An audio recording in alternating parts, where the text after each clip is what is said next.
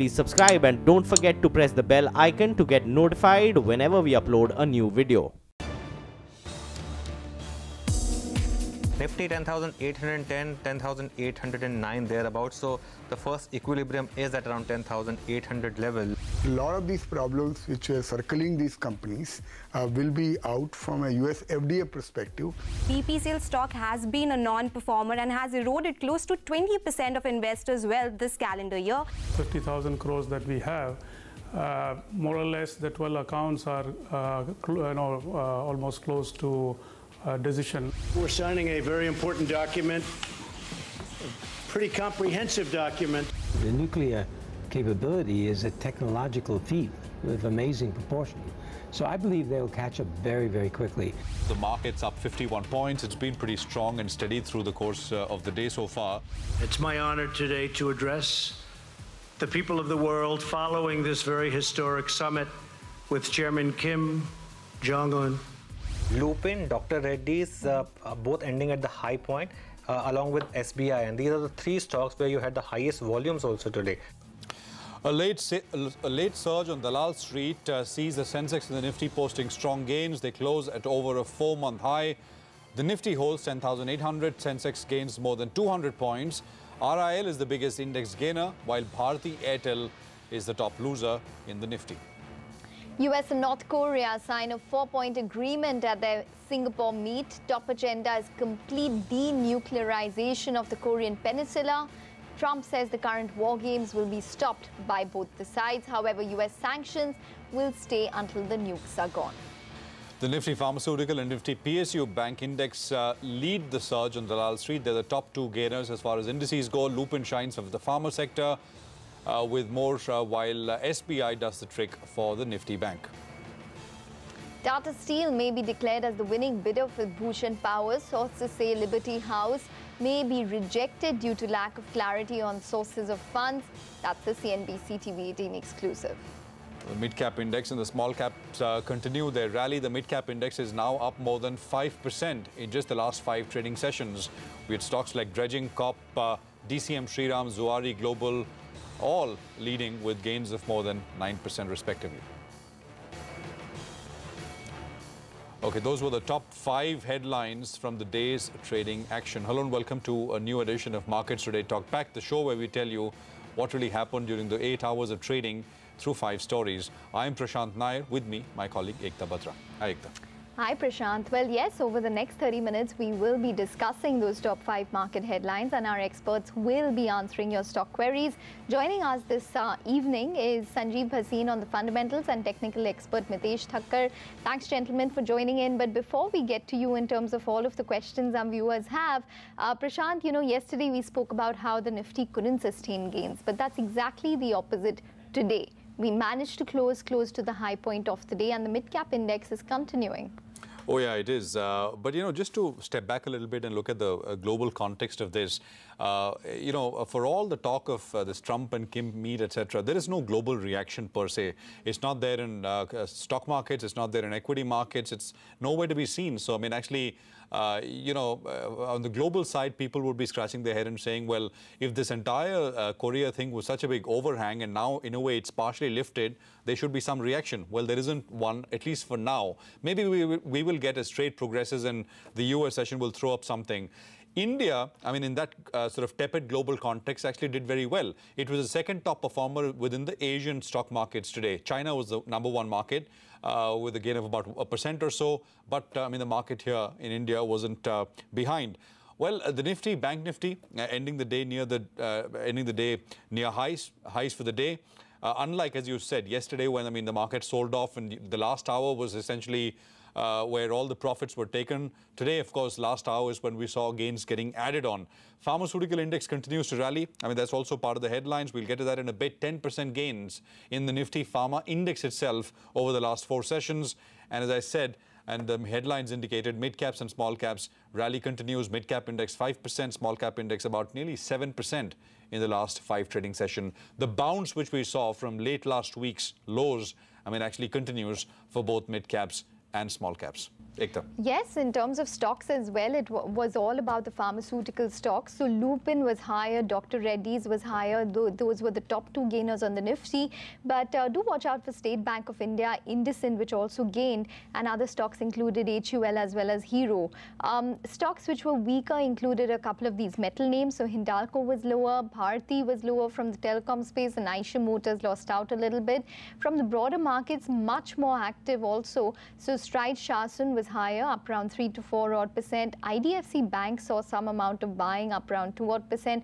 Idea also was higher, and Ashok Leyland, after a weak session yesterday, did see a turnaround in today's trade and ended up around 1.4%.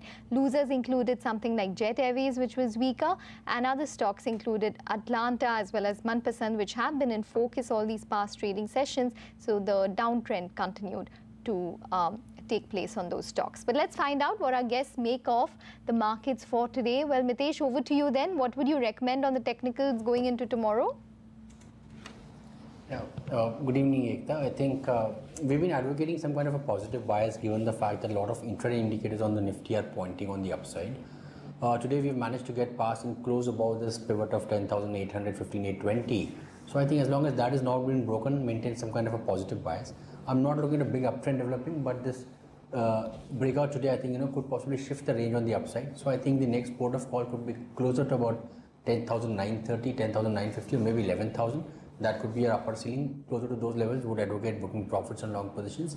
But it looks like a market which is clearly positively biased given the fact that many of the individual stock structures are also pointing on the upside. Fair enough. So that sets us up nicely as we come into the trading sort of day tomorrow. Well, the second headline of the day, and this is essentially coming in from Singapore, from little rocket man in September to very smart and talented in June. I mean, a lot can change in the 10 months. For the first time in history, a sitting US president shook hands with the leader of North Korea and sat down for face-to-face talks with the two leaders in Singapore.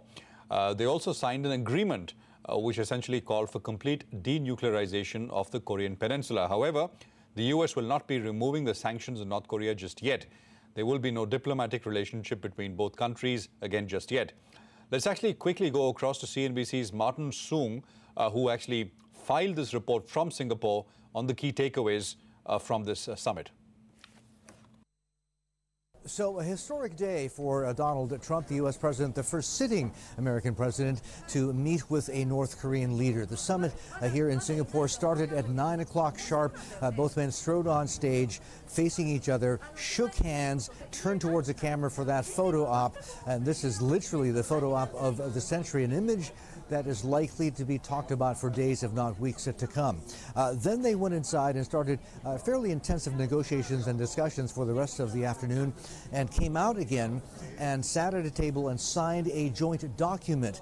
The key points of that document, three things. One, a commitment to denuclearization, also commitment to further dialogue, and finally a commitment to peace here.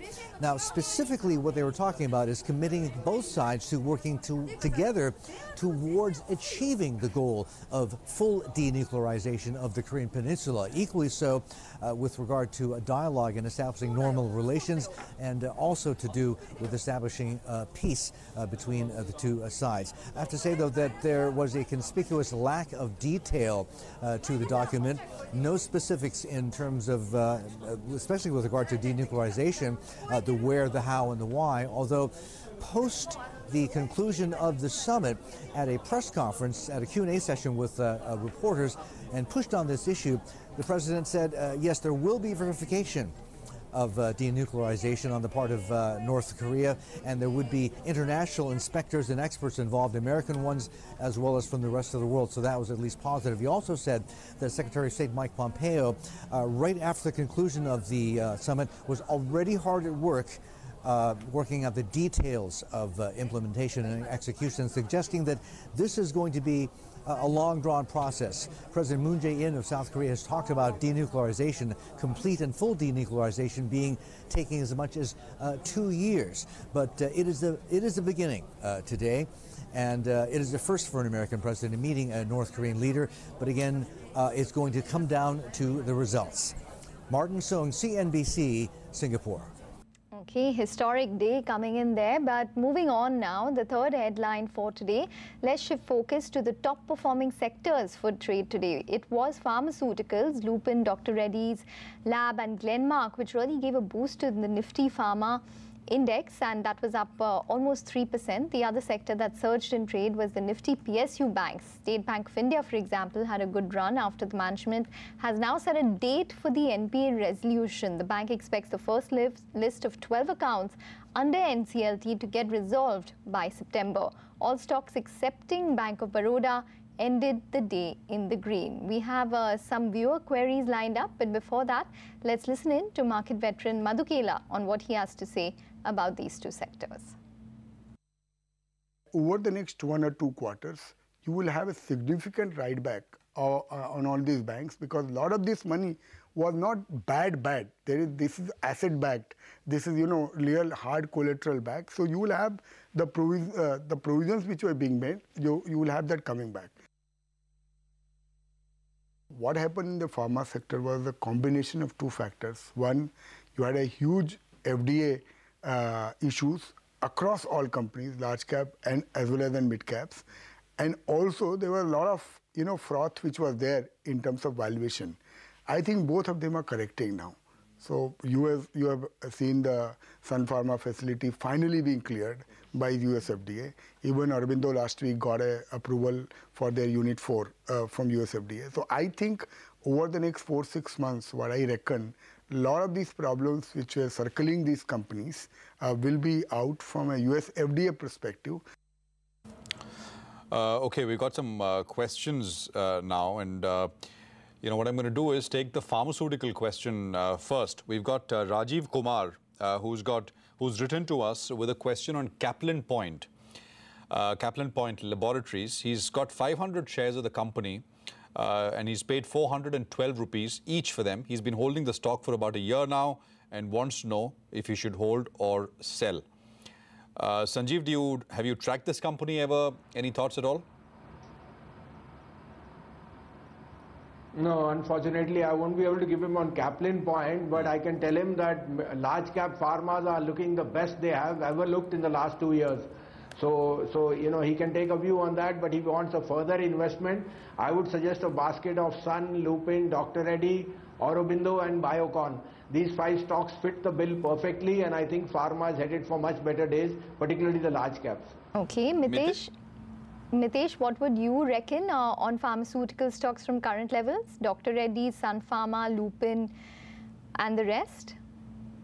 I think a very similar outlook. One, Kaplan Point should be an exit. I think the stock fell to about as low as 336 last week, bounced back at 525, has overall corrected from 775. The long-term charts are now showing tiredness and no signs of an immediate upside happening. I mean, there could be about a 15% kind of a bump up, but I think beyond that, nothing much. So exit Kaplan Point. I think shifting into pharma would be a very, very good call.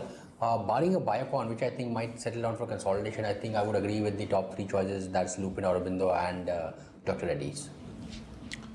Okay, we got a question on a bank. Narayana V has a question on Karnataka Bank. That's one of the old private sector banks. He's written in and asking whether he should hold or sell the 1,000 shares he has of Karnataka Bank. His purchase price is 150. His purchase price is 155 rupees each.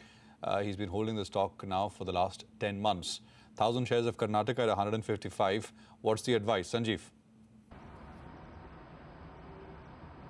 Yeah, so stay put. I think it's he got it at the right at the top, and this is one bank where the NIMs and the net interest income has been very, very steady. I think this is one of the best franchise going. So use any decline actually closer to 110 to accumulate and average out if you can. But we think PSU banks and pharma, these are the 2 legs which underperformed for the last 1.5 years, and now they are looking very, very strong. So any decline should be a buying opportunity. But Karnataka banks, I think he should stay put.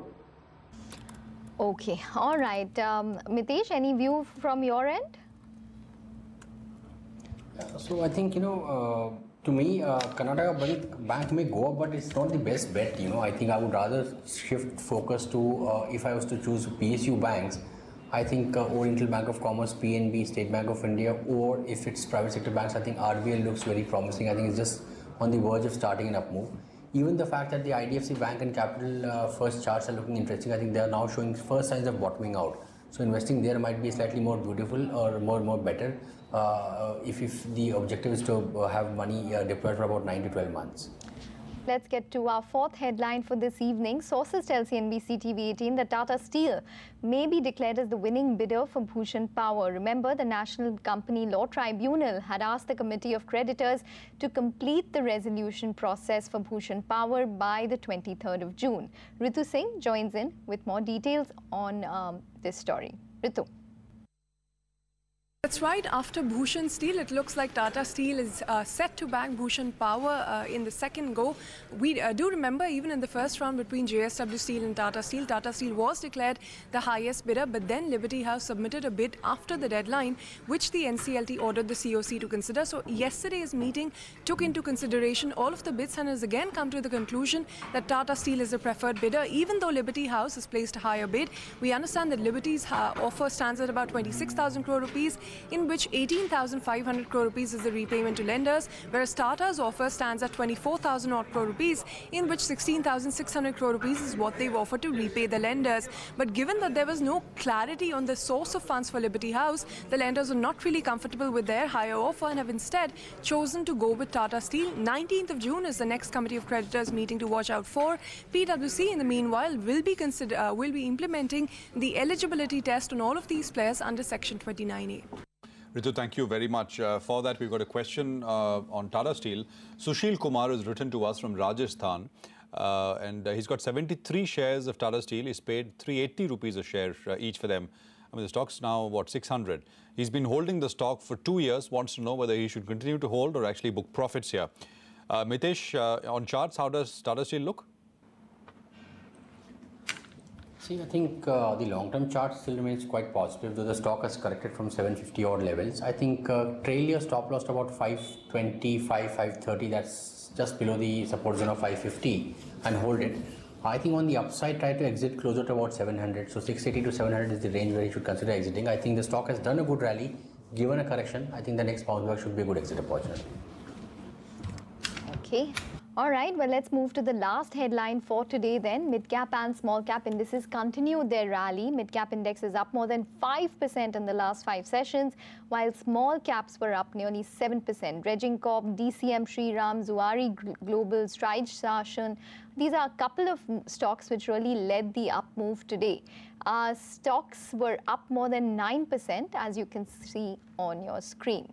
Let's get to another query now. We have Twitter user Kumar, who has 200 shares of Take Solutions, which were bought at 172. Wants an outlook on that particular stock. Sanjeev, what would you recommend? There was quite a positive outlook which came in from the management. They met their FY 18 dollar revenue guidance, and they're expecting the same kind of growth to be replicated in this coming fiscal, in this fiscal as well. Well, yes, I think Midcap IT has been the star of the last year and continues to be. You know, all the so-called outperformers, whether it's a tech, whether it's a Tata Elxsi or a Tech Mahindra or a Mindtree, and I think Take Solution also is, of course, in a much smaller avatar, but I think this is a very sweet spot, and Midcap IT continues to be the flavor of the day, month and the year. So I would say stay put, but if you want to diversify, because now markets are looking like they want to get into better assets of weaker assets like Pharma and PSUs, I think you could pick some stocks over there. They also offer a lot of value with a 20% upside in both those sectors. But Take Solution for now seems okay on the longer term. Another sort of prominent market personality who's quite bullish, has been quite bullish on the name is Sunil Singhania. I mean, look at Take Solutions this year. It's up 70% this year. And that after the last 2 years, which were pretty uneventful. But then I mean, you know, it's more than made up for that with this big move in a market where mid caps, small caps, etc., have had it very, very tough from the beginning of this particular year. I mean, just very specifically, Mitesh, on Take, this impossibly vertical rise we've seen, will it last? I think so. I think the stock has, kind of broken out of a 2-year consolidation. So number of quarters, I think at least about 3 to 4 quarters is typically what we'll expect the stock to continue. It might take a breather for a month or so, but I think I could safely put a target close to about 380 to about 400 over here if the investor is willing to hold on for another 9 to 10 months. Okay, well, let's get to another query now. Twitter user Prasanna, he has a question on Dredging Corp. 100 shares of the company, which are bought at 772, wants to know if he should hold or exit. No timeline given in terms of how long he could hold it for. So, Mitesh, what would your opinion be? See, I think if I was to talk about Dredging Corporation, I think the stock has again been one which has given a correction from 900 to roughly about 500, trying to bounce back. My sense is that I think this month's low, which is closer to about 480, should be your stop loss. I think on the upside, when you get a bounce back, which is very likely, to about levels close to about 700, 720, that will give you a good exit very close to your buying price without much of losses. I don't think, at least I'm not sure on the charts, that we'll have a rally beyond that. Okay, fair enough. So that is Dredging Corp. I mean, he's losing money. And advice coming in on Dredging Corp there. Mitesh and Sanjeev, thanks very much, both of you, for being here with us here on this edition of Markets Today Talkback. Thanks indeed. Ekta. Okay, well, on that note, we're going to wrap up this edition. Thanks very much for watching. Have a good evening.